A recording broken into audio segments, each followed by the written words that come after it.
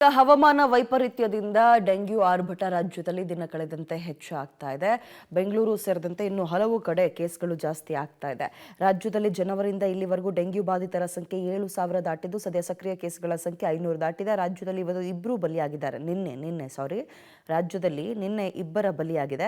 ಗದಗ ಜಿಲ್ಲೆ ಶಿರುಂಜ ಗ್ರಾಮದ 5 ವರ್ಷದ ಬಾಲಕ ಚಿರಾಯು ಹೊಸಮನಿ ಡೆಂಗ್ಯೂಗೆ ಬಲಿಯಾಗಿದ್ದಾನೆ.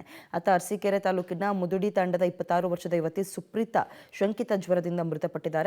ಇದರೊಂದಿಗೆ ಹಾಸನದಲ್ಲಿ ಶಂಕಿತ ಡೆಂಗ್ಯೂಗೆ ಬಲಿಯಾದವರ ಸಂಖ್ಯೆ 7ಕ್ಕೇರಿದೆ. ಇಲ್ಲಿ ಗಮನಿಸಬೇಕಾದ ವಿಚಾರ, ಡೆಂಗ್ಯೂಗೆ ಬಲಿಯಾದವರಲ್ಲಿ ಮಕ್ಕಳು ಮತ್ತು ಯುವಕರ ಸಂಖ್ಯೆಯೇ ಹೆಚ್ಚಾಗ್ತಾ ಇದೆ. ಇದು ಆತಂಕಕ್ಕೆ ಕಾರಣವಾಗ್ತಾ ಇದೆ.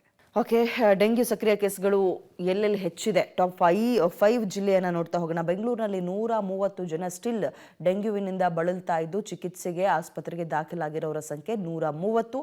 ಮೈಸೂರಿಗೆ ಹೋಗೋದಾದ್ರೆ 35 ಜನ ಸಕ್ರಿಯ ಪೇಷಂಟ್ಗಳಿದ್ದಾರೆ, ಚಿಕಿತ್ಸೆಯನ್ನು ಪಡೆದುಕೊಳ್ತಾ ಇದ್ದಾರೆ. ಚಿಕ್ಕಮಗಳೂರಿನಲ್ಲಿ 24, ಧಾರವಾಡದಲ್ಲಿ 20, ಹಾಗೆ ಉಡುಪಿಯಲ್ಲಿ 17 ಸಕ್ರಿಯ ಕೇಸ್ಗಳಿದೆ.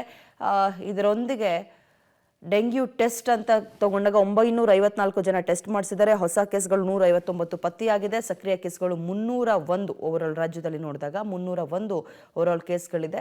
ಒಟ್ಟು ಕೇಸ್ ಅಲ್ಲಿಗೆ ಇಲ್ಲಿ ತನಕ ಜನವರಿಯಿಂದ 7,165 ಇದೆ. 6 ಮಂದಿ ಸಾವನ್ನಪ್ಪಿದ್ದಾರೆ. ಬಹಳ ಪ್ರಮುಖವಾಗಿ ಗಮನಿಸಬೇಕಾಗಿರುವಂಥದ್ದು, ಸ್ವಲ್ಪ ಅಲ್ಲ ಹೆಚ್ಚಾಗಿ ಆತಂಕ ತರುವಂತಹ ವಿಚಾರ, ಪುಟಾಣಿ ಮಕ್ಕಳು ಮತ್ತು ಕಾಲೇಜಿಗೆ ಹೋಗುವಂತಹ ಮಧ್ಯವಯಸ್ಕದ ಯುವಕರು ಸಾವನ್ನಪ್ತಾ ಇದ್ದಾರೆ. ಇದು ಆತಂಕವನ್ನು ತರ್ತಾ ಇದೆ.